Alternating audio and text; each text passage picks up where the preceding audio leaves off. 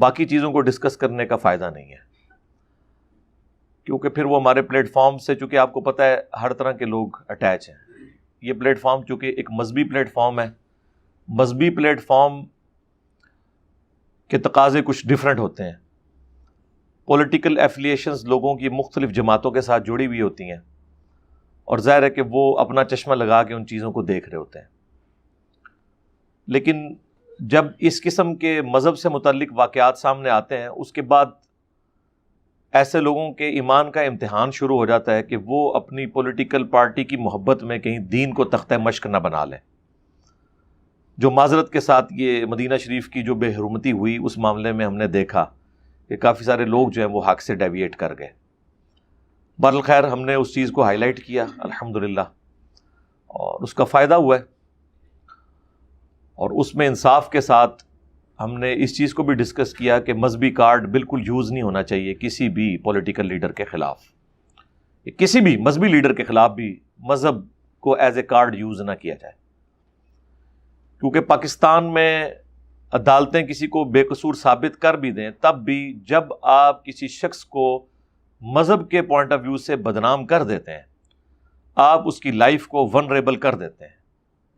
کسی بھی وقت کوئی عاشق رسول سو کالڈ اٹھ کر وہ اپنی جنت پکی کر سکتا ہے. ایسا شخص جس نے خود کبھی نماز بھی نہیں پڑھی ہوگی، وہ کہے گا میں نے اپنی زندگی میں اور تو کوئی نیکی کا کام نہیں کیا ہے، ایک یہ کام کر لوں تو میری نسلیں سنور جائیں گی. ظاہر نسلیں سنور جاتی ہیں، جب وہ جاتا ہے وہ تو سمجھتا ہے میں جنت میں جاؤں گا، میری اولاد کے پاس چندے اکٹھے ہوں گے. آپ نے دیکھا ہے اس قسم کے جتنے بھی سو کالڈ مجاہدین عاشقان رسول پیدا ہوئے ہیں، ان کی میتوں کے اوپر جتنے چندے اکٹھے ہوتے ہیں اور جو ڈونیشنز ملتی ہیں، اس کو دیکھ کے تو ہر بندے کا ہی دل کرتا ہے، غریب بندے کا، کہ یا وہ خود مر جائے یا کسی کو مار دے. یعنی اس غریب معاشرے کے اندر تو یہی ہمیں نظر آ رہا ہے. اس لیے ہم اس چیز کی تو مخالفت کرتے ہیں.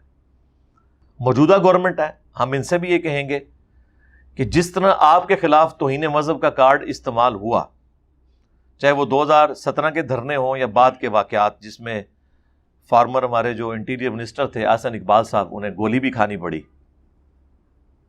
اور اس سے پہلے ایک ہمارے پنجاب کے گورنر تھے، انہیں اسیسینیٹ کیا گیا.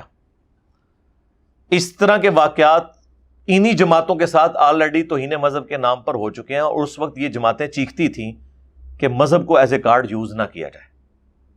چیختی تھی نا. تو آج اگر آپ حکومت میں آئے ہیں تو آپ بھی یہ نہ کریں کہ جب تک یہ لوگ اپوزیشن میں ہوتے ہیں اس وقت تک تو بڑی اچھی تقریریں کر رہے ہوتے ہیں، اور جیسے ہی گورنمنٹ میں آ کے بیٹھتے ہیں تو وہ ساری چیزیں بھول جاتے ہیں اور اسی طریقے سے ریئیکٹ کرنا شروع کر دیتے ہیں جس طرح کی حکومتیں کرتی ہیں. تو یہ حرکت نہ کریں. خیر، ہمارے آواز اٹھانے کی برکت سے ایون مذہبی جماعتوں نے بھی آواز اٹھائی. مولانا طاہر اشرفی صاحب، لاکھ ان سے اختلاف، مجھے ان کے عقائد سے بنیادی اختلاف ہے، ان کی اپروچ سے اختلاف ہے، اس کے باوجود میں انہیں سلام پیش کرتا ہوں اس پلیٹ فارم سے کہ انہوں نے اس موقع پر فرنٹ سے لیڈ کیا، پریس کانفرنس کی کہ ہم توہین مذہب کا قانون کسی جماعت کے خلاف استعمال نہیں ہونے دیں گے، اور انہوں نے مخالفت کی اس چیز کی. اور مجھے بڑی خوشی ہوئی کہ یار یہ اپروچ ہونی چاہیے. آپ کے لاکھ اختلاف کسی کے ساتھ، لیکن یہ کام نہ کریں. اور آپ کو پتہ ہے جتنی ریکمنڈیشن گورنمنٹ کو جاتی ہیں نا اس حوالے سے، میرے خلاف بھی جتنے انہوں نے ریکمنڈیشنز بھیجی تھی نا، وہ طاہر اشرفی صاحب نے بھیجی تھی، متفقہ طور پر علماء سے سائن کروا کے کہ اس پلیٹ فارم کو بند کیا جائے. وہ عمران خان صاحب کی حکومت نے قبول نہیں کی، یہ ان کی نیکی ہے یا اللہ نے ان کے دل میں کوئی رحم ڈالا، ادروائز اس نے پوری کوشش کی تھی. اس چیز کو تو ہم کنڈیم کرتے ہیں. لیکن اب اس نے یہ پازیٹیو کام کیا ہے کہ اس نے کہا کہ توہین مذہب کا قانون ہم اگرچہ حکومت میں اس وقت، ہم پی ٹی آئی کے خلاف اس کو استعمال ان کی لیڈرشپ کے خلاف نہیں ہونے دیں گے، نہ کریں گے. البتہ انہوں نے یہ ڈیمانڈ کی جو بالکل ٹھیک ہے، ہم ان کے ساتھ ہیں، کہ یہ جو پی ٹی آئی کی ایک ایکس جو وزیر تھیں شیریں مزاری صاحبہ، انہوں نے جو خط لکھا ہے اقوام متحدہ کو، جس کی وجہ سے ہمارے توہین مذہب کا قانون یا ایون ختم نبوت کا قانون سٹیک میں لگ سکتا ہے، ایف اے ٹی ایف کے حوالے سے جو ان کی ریکوائرمنٹ ہے اس میں لسٹ میں ایڈ ہو سکتی ہیں یہ چیزیں، یہ واپس لیا جائے خط. اور ہم یہ مطالبہ کریں گے کہ یہ خط واپس لیں. باقی آپ کو پتہ ہے کہ مدینہ شریف کے حوالے سے جو انسیڈنٹ ہوا اس پہ بھی میری ویڈیو آئی، اس پہ میں نے تفصیلی بات کی. اس میں میں نے یہ سجیسٹ بھی کیا تھا کہ عمران خان صاحب کی سیکیورٹی کو چینج کیا جائے اور ٹائٹ کیا جائے. خیر وہ آپ کو پتہ ہے جس پلیٹ فارم سے میرا وہ انٹرویو اپلوڈ ہوا تھا انہوں نے پھر ہمیں بعد میں کنوے کیا کہ ہم نے سیکیورٹی بھی ان کی چینج کی ہے اس واقعے کے بعد. باقی الحمدللہ میری ان سے ڈیمانڈ تھی کہ آپ نے بغیر ایڈیٹنگ کے یہ ویڈیو اپلوڈ کرنی ہے. یہ حقیقت ٹی وی ہے. جو پہلے تو ہم سمجھتے تھے یہ ایجنسیز کا ہے, لیکن اب آپ کو پتہ چل گیا ہوگا کہ یہ کن کا چینل ہے. بالخیر وہ رابطہ کرتے ہیں تو ہمیں تو کوئی آر نہیں ہے. میں نے انہیں بتایا کہ جی میری ریزرویشن ہے, انہوں نے بھی ایگری کیا کہ آپ کی بات بالکل ٹھیک ہے. عمران خان صاحب کو ببانگے دوہل آ کے اس واقعے کو کنڈیم کر کے خود یہ ڈیمانڈ کرنی چاہیے تھی کہ جن لوگوں نے میری محبت میں بھی اگر کیا ہے یا ایون مخالفین نے سازش کی ہے سزا دی جائے. وہ مانے کہ ان کی اسٹیٹمنٹ ڈھیلی ہے اس حوالے سے. پھر انہوں نے کہا کہ انجینئر صاحب آپ بات کریں, ہم یہ کر سکتے ہیں کہ آپ کی بات ان تک پہنچا دیں. ہم تو کوشش کر کے دیکھ بیٹھے ہیں, ایک کوشش آپ بھی کر لیں. پھر میں نے یہ ویڈیو ریکارڈنگ کے اوپر ان کے ساتھ ایگری کیا اور وہ ویڈیو آپ کو پتہ ہے ہماری اپلوڈ ہوئی. اس میں نے بڑی بیلنس گفتگو کی دونوں کے حوالے سے.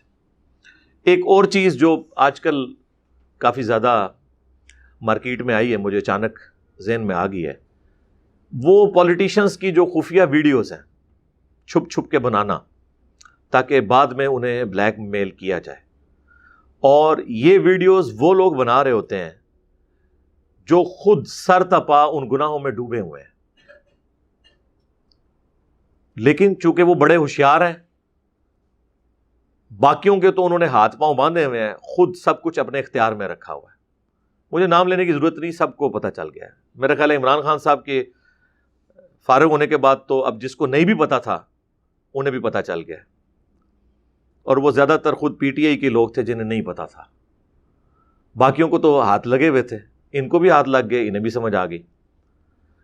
تو یہ لوگ جو اس طرح کی خفیہ ویڈیوز پولیٹیشنز کی بناتے ہیں تاکہ بعد میں انہیں بلیک میل کیا جائے, ججز کی بنا لیتے ہیں, میں ان سے کہوں گا کہ اللہ سے ڈریں. آپ لوگوں کا کردار جس لیول کا ہے نا وہ ہمیں سب کو پتا ہے,